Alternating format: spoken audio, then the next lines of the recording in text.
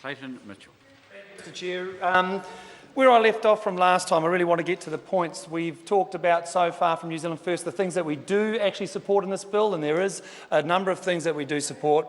However, there is one major glaring issue that we feel that this bill fails to address and is going to cause some issues in the future. Although with that address, I have to acknowledge also that through this committee stage, a supplementary order paper that was submitted by the Honourable Peter Dunn has enabled commission-based payments to take place. And we've heard the umbrage that Labor and the Greens have had with regards to commission-based payments. However, Mr Chair, I feel like New Zealand First has quite comfortably outlined the positive nature of that in itself.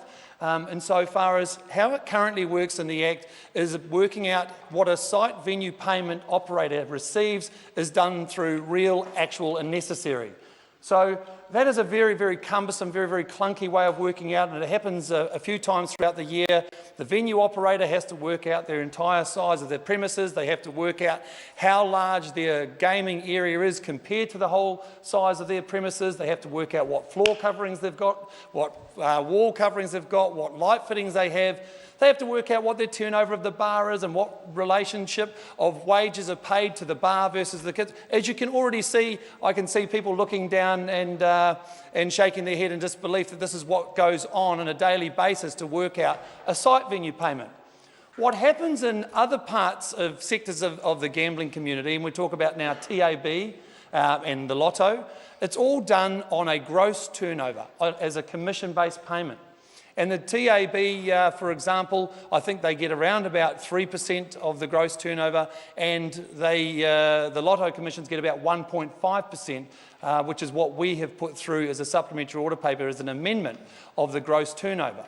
Now, when we did our initial calculations, because we think commission-based payments is a very simple, off the bat you can work out on a weekly, daily basis what your site payment's going to be. It's hardly about maximising your profits to get as much site rental as you can. There is legislation in place that stops any site operator, any organisation from doing that, Mr Chair. What this simply does is by looking at your gross turnover versus your net turnover, which is one of our calculations that we ran through, we looked at 16% of net originally, is the variations and fluctuations on prize money that is paid out on a weekly, daily, monthly basis.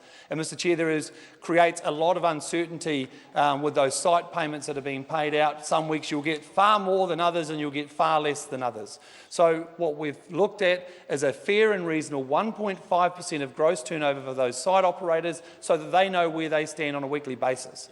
And we're talking about, for an average 9-machine site rental, around about, I would say around about $1,350 to $1,470 per week in site rentals for 9 machines on a site that is operating quite strongly. So we're not hardly talking about profiteering, Mr Chair. Our concern, Mr Chair, is that this bill has missed the opportunity to do that, and therefore we cannot support this bill moving forward. We certainly acknowledge the positive steps with regards to the direction that this bill has taken from when we first had our first reading to where it is now. And I also would like to just bring to the attention of the public and the members in the House that the contradiction that we see through this gambling throughout New Zealand is one that needs to be recognised when we compare the likes of Sky City Casino that none of these laws that affect nothing to do with what we're talking about here. They on average pay around about $3 million per annum out to their communities from Sky City Casino with a turnover of around about $500 million versus the Class 4 gambling machines around the country which turn over around about $700 million and return around about $280 million to those communities, those sports clubs, community clubs, groups and organisations and schools that really need that money to get through and survive.